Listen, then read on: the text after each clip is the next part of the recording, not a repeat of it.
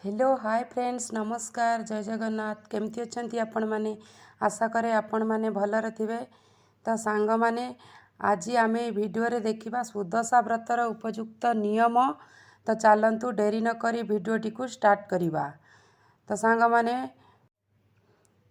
Number 1 सांग माने सुदशा व्रत प्रत्येक ओडिया गृहिणी माने करती। सुदशा व्रत वर्ष आरंभ किंबा वर्ष शेष पड़ी थाए।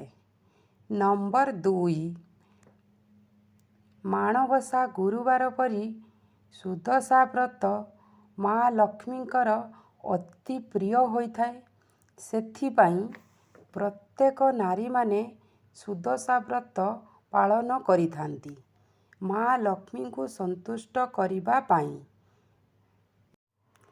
नंबर 3 सुदशा व्रत केही केही माँ लक्ष्मी मंदिर रे पालन करिथांती। मंदिर रे जेउ माने व्रत करती से माने घरे मध्य माँ लक्ष्मींकर विशेष पूजा करिथांती। जो माने मंदिर रे लक्ष्मींकर पूजा करे से माने मध्य आसिकी घरे पूजा करिवे। नंबर 4 माँ लक्ष्मी को 10 संख्याटी भारी पसंद। सेथिपाई माँ को पूजा रे 10टी संख्यार सबु जिनस रखा जाई पूजा करा जाई थाए।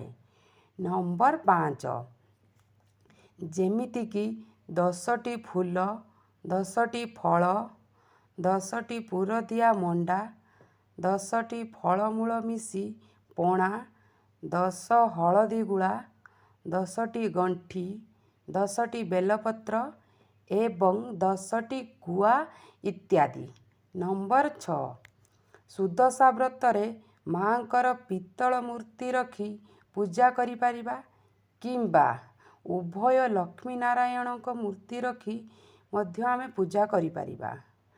जार पित्तल मूर्ति नथिबो लक्ष्मी नारायण को मूर्ति थिबो से लक्ष्मी नारायण को मूर्ति रखी चाहिए भी रखिकी पूजा करि परिबे। नंबर 7 माँकर मूर्ति पूजा कले मध्य गुआ निश्चय पूजा हेबो। जेउ मानंक घरे 10टी गुआ पूजा हेबार नियम अछि से माने 10टी गुआ माँ को पाखरे रखी पूजा करिवे। नंबर 8 जहाँक घरे 10टी गुआ पूजा हबार नीति नियम नाही से माने 2टी गुआ निश्चय पूजा करिवे एवं 2टी गुआ लक्ष्मी नारायण नाम रे पूजा करिवे। नंबर 9 लक्ष्मी नारायण किंबा माँ लक्ष्मी प्रतिमा को तले रखी पूजा करा जाए नहीं। खटुली रे माँ को रखी पूजा करा जाए। गुआ को आपण माने पीढ़ा उपरे रखी पूजा करिबा उचित। नंबर 10 सुदशा व्रत हेउ किंबा माणबसा हो माँकर अति प्रिय होता है।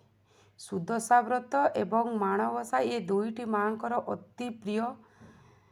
तो सेथिपाई आपण माने धला रंगर फूल नाली रंगर फूल एवं हलदिया रंगर फूल एवं गुरुवार दिनटी माँकर अति प्रिय बार होता है। यही सबु रंगर फूल माँकर अति प्रिय एवं गुरुवार अति प्रिय होता है माँकर। तो नंबर 11 पूजा रे 10 प्रकार फूल लगी थाए। माँकर पसंद फूल हेउची गेंडू फूल और पद्म फूल। सुदशा व्रतरे निश्चय गेंडू फूल पद्म फूल पूजा करा जाए। नंबर 12 टगर तराट एवं गोलाप फूल माँ को पूजा रे लगी थाए किंतु कन्यर कला अपराजिता धला अपराजिता कृष्ण अपराजिता एवं कंटा जातीय फूल माँ को पूजा रे लगी न थाए। केबे भी आपण माने कंटा जातीय फूल माँ लक्ष्मी को पूजा रे लगेबे नहीं। माँ को एगुड़ा को पसंद न थाए। तो नंबर 13 माँ को पूजा रे 10टी दुब 10टी बरकुली 10टी बेलपत्र और 10टी फूल पूजा करा जाई थाए। एही सबु पूर्व दिन सजाड़ी रखिबा उचित। नंबर 14 माँ को पाखरे 3 थर भोग लगी थाए। सकाळ भोग मध्याह्न भोग एवं संध्या भोग। ଭୋଗ ପାଇଁ ଯାହା ଆବଶ୍ୟକୀୟ ଜିନିଷ ପୂର୍ବଦିନ ସଜାଡ଼ି ରଖିବା ଉଚିତ। ନମ୍ବର 15 ମାଙ୍କ ପାଖରେ 10 ପାଖୁଡ଼ା ଥିବା ପଦ୍ମ ଫୁଲ ଚିତା ପଡ଼ିଥାଏ। ମାଣବସାରେ ସମସ୍ତେ ପୂର୍ବଦିନ ଚିତା ପକାଇ ଦେଇଥାନ୍ତି, କିନ୍ତୁ ସୁଦଶା ବ୍ରତରେ ପାହାନ୍ତିଆ ସମୟରେ ଚିତା ପଡ଼ିଥାଏ। ବାସି ଚିତା ସୁଦଶା ବ୍ରତରେ ପଡ଼େ ନାହିଁ। ଆପଣମାନେ ଚାହିଁଲେ ରାତି 3ଟାରୁ ଚିତା ପକାଇ ପାରିବେ, ନଚେତ୍ ଭୋର ଭୋର ଚିତା ପକାଇ ପାରିବେ। ନମ୍ବର 16 ମାଙ୍କର ଖଟୁଲି, ପିଢ଼ା, ପିତ୍ତଳ ପୂଜା ବାସନ ଇତ୍ୟାଦି ପୂର୍ବଦିନ ଧୋଇ ରଖିବା ଉଚିତ। ପୂଜାକୁ ସହଜ କରିବା ପାଇଁ ପୂର୍ବରୁ ପ୍ରସ୍ତୁତ କରି ସବୁ ଜିନିଷ ରଖିବା ଉଚିତ। ନମ୍ବର 17 ବ୍ରତ ଦିନ କଳା ରଙ୍ଗର ଶାଢ଼ୀ, ଚୁଡ଼ି, ଟିକିଲି ଇତ୍ୟାଦି ପିନ୍ଧିବା ଉଚିତ ନୁହଁ। ମାଙ୍କୁ ଧଳା ଓ ହଳଦିଆ ରଙ୍ଗ ବହୁତ ପସନ୍ଦ ହୋଇଥାଏ। ବ୍ରତ କରୁଥିବା ନାରୀ ଧଳା କିମ୍ବା ହଳଦିଆ ରଙ୍ଗର ଶାଢ଼ୀ ପିନ୍ଧିପାରିବେ। ଆପଣମାନେ ସେଦିନ କଳାର କୌଣସି ବି ଜିନିଷ ପିନ୍ଧିବେ ନାହିଁ। ନମ୍ବର 18 ବ୍ରତ ଦିନ ନାରୀମାନେ ପ୍ଲେନ୍ ଶାଢ଼ୀ ପିନ୍ଧିବା ଉଚିତ ନୁହଁ। ଯେଉଁ ଶାଢ଼ୀରେ ଲାଲ ରଙ୍ଗର ଫୁଲ କିମ୍ବା ପାଢ଼ୀ ରହିଥିବ, ସେମିତି ଶାଢ଼ୀ ପିନ୍ଧିବା ଉଚିତ। ନମ୍ବର 19 ସୁଦଶା ବ୍ରତରେ ଆମିଷ, ପିତା, କଷା, ପିଆଜ ରସୁଣ, ମସୁର ଡାଲି, ଛତୁ ଏବଂ ବାସି ଖାଦ୍ୟ ଖାଇବା ଉଚିତ ନୁହେଁ ଏବଂ ବ୍ରତ ଦିନ ଅନ୍ୟ ଘରେ ଖାଇବା ଉଚିତ ନୁହଁ। ନମ୍ବର 20 ବ୍ରତ ଦିନ ଖାଇବା ପିଇବା ପରି ମନକୁ ମଧ୍ୟ ନିୟନ୍ତ୍ରଣ ରଖିବା ଉଚିତ। କ'ଣ ମନକୁ ନିୟନ୍ତ୍ରଣ ରଖିବେ ନା, ଆପଣମାନେ ସେଦିନ କାହାକୁ ଗାଳି, ଅପମାନ, ମିଛ ଇତ୍ୟାଦି କହିବା ଉଚିତ ନୁହଁ। ନମ୍ବର 21 ନାରୀମାନେ ସେଦିନ ନିଜ ଶରୀରର ଚୁଡ଼ି କିମ୍ବା ଅଳଙ୍କାର ଉତାରିବା ଉଚିତ ନୁହଁ। ଆପଣମାନେ ଗୁରୁବାର ଦିନ ଯାହା ବି ପିନ୍ଧିଥିବେ, ସେଦିନ ଗୁରୁବାର ଦିନ କିଛି ବି ନିଜ ଦେହରୁ ଜିନିଷ ଓହ୍ଲେଇବା ଉଚିତ ନୁହଁ। ନମ୍ବର 22 ବ୍ରତ ଦିନ ନିଜକୁ ସଫା ସୁତୁରା ରଖିବା ସହ ଘରକୁ ମଧ୍ୟ ସଫା ସୁତୁରା ରଖିବା ଉଚିତ। ନମ୍ବର 23 କାରଣ ମା ଲକ୍ଷ୍ମୀଙ୍କୁ ସଫା ସୁତୁରା ଏବଂ ପରିଷ୍କାର ଘର ଅଧିକ ପସନ୍ଦ ହୋଇଥାଏ।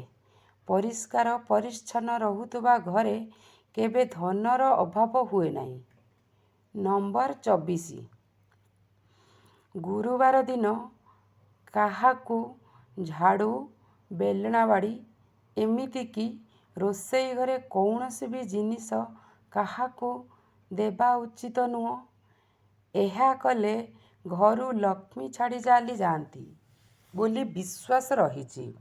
ଆପଣମାନେ ଯେକୌଣସି ଯେଉଁ ଦିନ ଦିଅନ୍ତୁ, କିନ୍ତୁ ଗୁରୁବାର ଦିନ ରୋଷେଇ ଘରୁ କୌଣସି ବି ଜିନିଷ ଆପଣମାନେ କେବେ କାହାକୁ ଦେବେ ନାହିଁ। ନମ୍ବର 25 ଯେଉଁମାନେ ବ୍ରତ କରିବେ ସେମାନେ ବହି ପଢ଼ି ବ୍ରତ କରିବା ଭଲ। କାରଣ ଆପଣଙ୍କର 10 ଗଣ୍ଠି ଯେତେବେଳେ ଦେଉଥିବେ ମନେ ଥିବ ନଥିବ, ସେଥିପାଇଁ ବହି ପଢ଼ିକି ଏ ବ୍ରତ କଲେ ଆପଣମାନେ ସଠିକ୍ ଭାବରେ କରିପାରିବେ। ଅନ୍ୟମାନଙ୍କୁ ଯେଉଁମାନେ ନିଜ ମୁହଁରେ ବ୍ରତର ମାହାତ୍ମ୍ୟ ବୁଝାଇବେ, ତାହା ମଧ୍ୟ ଆହୁରି ଭଲ। ନମ୍ବର 26 ମା ଲକ୍ଷ୍ମୀଙ୍କୁ ହଳଦୀ ପାଣି, କ୍ଷୀର, ବାସଜଳ ଓ ପଞ୍ଚାମୃତରେ ସ୍ନାନ କରାଇବା ଉଚିତ। ଗୁଆକୁ ମଧ୍ୟ ଏହି ସବୁଥିରେ ସ୍ନାନ କରାଇବା ଉଚିତ। ନମ୍ବର 27 ବ୍ରତକୁ ମାଙ୍କ ପାଖରେ ପୂଜା କରି ସାରିବା ପରେ ହଳଦୀ ପାଣିରେ ବୁଡ଼ାଇ 10ଟି ଗଣ୍ଠି ଦେଇ ହାତରେ ସବୁବେଳେ ଧାରଣ କରିବା ଉଚିତ। ଏହି ବ୍ରତକୁ କେବେ ବି ଆପଣ ହାତରୁ ଓହ୍ଲେଇବେ ନାହିଁ। ଯେତେବେଳେ ଆପଣ ଧାରଣ କରିବେ, ଅଲଗା ଏକ ବ୍ରତ ଯେପର୍ଯ୍ୟନ୍ତ ନ ପଡ଼ିଛି ସୁଦଶା ବ୍ରତ, ସେ ବ୍ରତକୁ କାଢ଼ିକି ଏ ବ୍ରତ ପିନ୍ଧିବେ, ସେ ପର୍ଯ୍ୟନ୍ତ ଆପଣମାନେ ଆପଣଙ୍କ ହାତରେ ସେ ବ୍ରତକୁ ଧାରଣ କରିଥିବେ। ନମ୍ବର 28 ବ୍ରତ ସମୟରେ ମାଙ୍କର ଗାୟତ୍ରୀ ମନ୍ତ୍ର ଉଚ୍ଚାରଣ କରି ପୂଜା କରିବା ଉଚିତ। ଓମ୍ ମହାଲକ୍ଷ୍ମୀର୍ନ ବିଦ୍ମହେ ବିଷ୍ଣୁ ପତ୍ନୀଶ୍ଚ ଧୀମହି ତନ୍ନୋ ଲକ୍ଷ୍ମୀ ପ୍ରଚୋଦୟାତ୍ ଏହି ମନ୍ତ୍ର ମଧ୍ୟ ଜପ କରିପାରିବେ। ନମ୍ବର 29 ସବୁଠାରୁ ବଡ଼ କଥା ହେଲା ପୂଜା କରିସାରିବା ପରେ ମାଆଙ୍କ ପାଖରେ କ୍ଷମା ପ୍ରାର୍ଥନା କରିବା। କ'ଣ କ୍ଷମା ପ୍ରାର୍ଥନା କରିବା ନା କହିବା କି ହେ ମା, ପୂଜା କେମିତି କରାଯାଏ ମୁଁ ଜାଣିନାହିଁ ଏବଂ ପୂଜାର ନୀତି ନିୟମ ମୁଁ ଜାଣିନାହିଁ। ନମ୍ବର 30, ମନ୍ତ୍ର ମଧ୍ୟ ମୁଁ ମନେ ରଖି ପାରୁନାହିଁ। ଯେମିତି ଜାଣିଛି ସେତିକି ପୂଜା କରିଛି। ମୋର ଦୋଷକୁ କ୍ଷମା କର ମା। ମୋତେ ଆଶୀର୍ବାଦ କର ମା। ମୋର ଯଦି ପୂଜାରେ କିଛି ଭୁଲ ହୋଇଯାଇଛି ମୋତେ କ୍ଷମା କରିଦିଅ। ଏମିତି କହି କ୍ଷମା ପ୍ରାର୍ଥନା କରିବେ। ତ ସାଙ୍ଗମାନେ ଭିଡ଼ିଓଟି ଏଇଠି ଶେଷ କରୁଛି। ଯଦି ମୋ ଭିଡ଼ିଓଟି ଆପଣମାନଙ୍କୁ ପସନ୍ଦ ଆସିଥିବ ତ ସାଙ୍ଗମାନେ ନିଶ୍ଚୟ କମେଣ୍ଟ କରିବେ, ଲାଇକ୍ କରିବେ, ସେୟାର କରିବେ, ସବସ୍କ୍ରାଇବ୍ କରିବାକୁ ଜମା ବି ଭୁଲିବେନି। ରହୁଛି, ନମସ୍କାର, ଜୟ ଜଗନ୍ନାଥ। ଭଲରେ ରୁହନ୍ତୁ ଆପଣମାନେ।